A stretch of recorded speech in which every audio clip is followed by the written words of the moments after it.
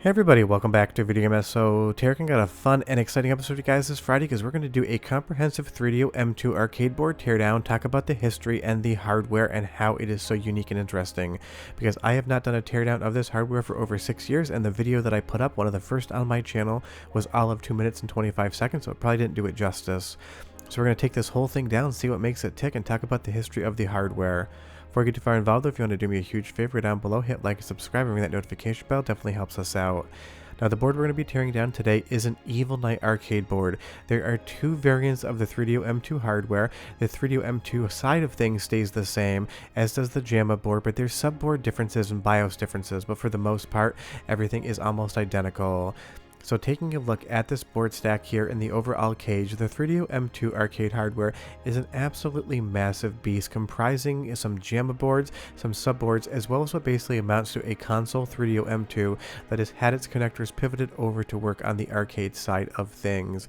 Because the top board you're seeing right here, the FZ-20, is basically just a prototype 3DO M2 that was used for arcade hardware and is very similar to the FZ-21.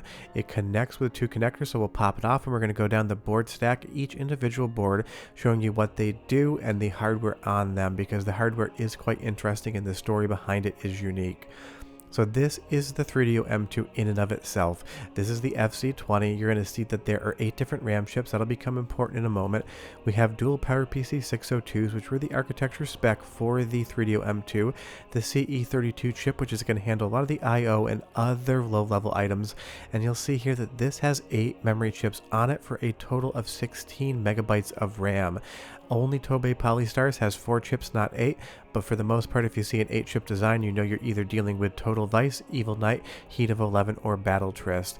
And a metric crap ton of capacitors that have been put on in the most strange way possible that is from the factory. So we have to pop this heat shield off because the last and most important chip is going to be the Bulldog ASIC. This is basically handling all the 3D MPEG decoding and most of the math to actually put graphics on the screen. But you'll see here those dual PowerPC 602s, the identical chip that are going to be in an FZ-21 or an FZ-35, the consumer hardware variants, and that CE32 again. But the entirety of the M2 is basically made up of 4 chips, 3 if you just count the PowerPC once. And taking a look at the Bulldog right here, this board just recently came in. The reason I'm tearing it apart is because I do need to clean it up. But we can talk about the Bulldog chip because I have a second one, a new old stock one that I was sent from a fan from China. This is basically the heart of the 3DO M2. The Bulldog ASIC was what was designed and everything else was built around it. All of the visuals, all of the audio, everything that you're going to see and hear and experience on 3DO M2 comes from this chip, and it's so much fun to be able to find an unused one. It is a ball grid array design. And honestly, these are very powerful for the time that they were developed, because this was done in late 1995, right around the time of the PlayStation 1 and Sega Saturn, and the 3D you would get from them was so much better than everything else. It is not a very big chip either. There is a 1/4 scale. You'll see here that there's a 2-DIP package that's going to control the resolution, and we have the 8 2MB RAM modules. This was an expanded spec compared to the home console, which was designed to have 8 megabytes, but all of the arcade games would have been ported home, so I'm sure they probably don't use that much more of the memory. You'll see the board code right there. And if we take a look around at the bottom, you see the connectors, the board code one more time, and we're also going to see the serial number as well as the model number, which really ties the history of what this board was and when it was developed together with the rest of the 3DO M2 hardware. You'll see here this is the FZ-20B1CK, and FZ is an acronym that Matsushita used for a lot of their hardware. The original 3DO was the FZ-1 and the FZ-10. So this is basically the FZ-20, and you'll see here the FZ-21, the thing that looks like a console. It is basically almost the same model number, so this is all part of the nuclear family, and this arcade board would have come first. But let's take a look at the JAMA board, because this is what really makes it an arcade board. That 3DO M2 top hat is just the hardware, and it could have been plugged into absolutely anything. Through the magic of editing, I can get the screws out very quickly, and we can unplug that Molex connector right there for the power going to the CD-ROM drive, which we'll talk about in a bit. And we'll also take the CD-ROM audio cable out, because all of the music is being passed through that CD-ROM into the JAMA board and then output either as a stereo connector or over the JAMA edge. But this JAMA board is what makes a 3DO M2 an arcade board. This is custom designed by Konami. I don't think Matsushita or 3DO Company had much to do with this whatsoever. And this is really where a lot of the fun is. You're going to have these custom Konami chips, your JAMA Edge, a ton of different connectors, and a lot of unpopulated areas, as well as the BIOS chip. Now this is the A01 revision, and weirdly enough, the first BIOS is B01. You'll see there a tiny chip in the middle is basically what's going to store some of the security code, and you're going to have some more, and then you have the 3 gun connectors and an unpopulated IO connector, which I have no idea what it does. Honestly, this board has a ton of unpopulated areas, and I'm always curious what was designed for them. But this did get multiple revisions. They changed the BIOS over time, so Total Vice and Tobe Polystars run on the B01 revision, Evil Knight runs on the A01, as well as Battletrist and Heat of 11. And these custom Konami chips are just basically going to handle I/O and other low-level functions, taking the signals from the 3DO M2 and making them arcade compatible. So this board is designed to be able to use 3 light guns at a time, and this connector right here with the pins, I feel like maybe it was set up for some sort of analog support, maybe a 3DO M2 racing game we never got, and you'll see there are other inputs that are not filtered whatsoever, so this was definitely expandable. Right over here is where you get your stereo out, so you can get that audio to speakers, or you can grab it over the JAMA Edge, but otherwise everything else is basically just going to be standard JAMA, and this board here is set up for all of the different inputs. So odds are this didn't start life as an Evil Knight board. Most of those are not actually filtered. And you'll see the serial number here is 52. They definitely didn't make 60,000 of these things, so this is the 52nd board off the line for this revision. And let's take a look at the back here.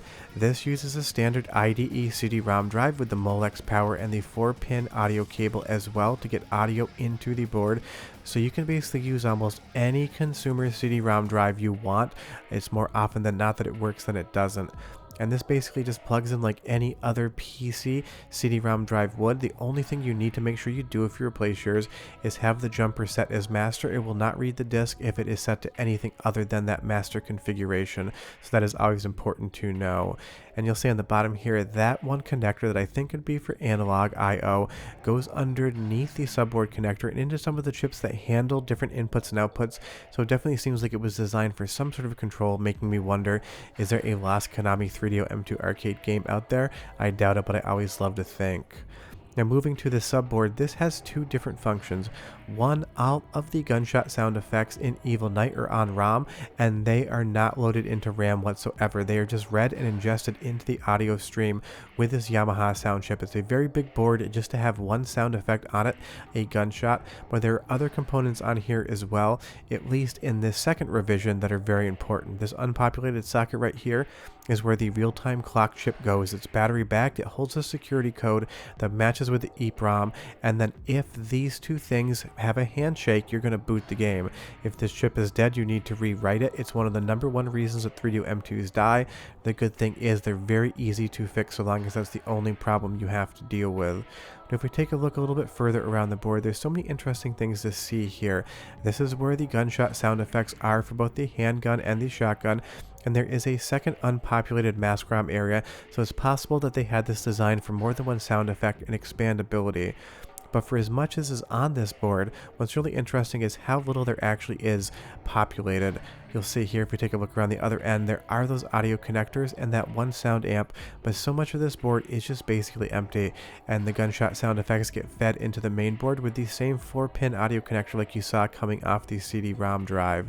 So it's a very interesting design, but it is not the only design. On the right, I have the Total Vice subboard that does the exact same thing with sound effects, but is a completely different PCB that does not work with Evil Knight. But if we just move them out into the old board, you'll see here it looks completely different, it functions completely different, and it's missing all of the real-time clock back security chip area. This does not have a secondary check, it just has one ROM chip with the gunshot sound effect and a lot of different unpopulated areas. Again, this thing was definitely made to be expandable, but Konami didn't really do much with it. And you'll see this one ROM chip here, all that has is one gunshot sound effect for the handguns that would have been put onto a Total Vice cabinet. And there's an entire Yamaha sound chip down here to handle that one sound effect. But there's 2 different areas for 2 different mass ROMs that were never populated, and 2 different areas for Yamaha sound chips as well. So it really begs the question, what were they doing with this board? And you'll see down here, we have another large connector with all of these unpopulated areas. So there's a lot of different things this board could have done, and it basically didn't do any many of them. Interestingly enough, because this board was only ever used for Total Vice, maybe it was planned for expandability, or maybe Total Vice was meant to have a 3-player version of the game, because these two connectors right here are a mono sound output to go into a speaker in the handgun, so you would hear the gunshot sound effect where the gun would actually be. You'll see here we have the two different amplifiers, but we have a player 3 as well as a third audio amplifier spot completely free. So this board was designed to have a 3-player experience. It just never happened. But let's put this all back together so you understand how it works. The subboard goes underneath the JAMA board, and then from there the actual 3DO M2 hardware board clamps onto the top, and that triple stack there is what a 3DO M2 arcade board is comprised out of. All of the different chips that run the hardware, all of the different JAMA components to make sure you get into an arcade cabinet. And honestly, if you remove the JAMA and the subboard out, the top board here is basically near to identical as to what you would find in a Panasonic FZ-21 S1.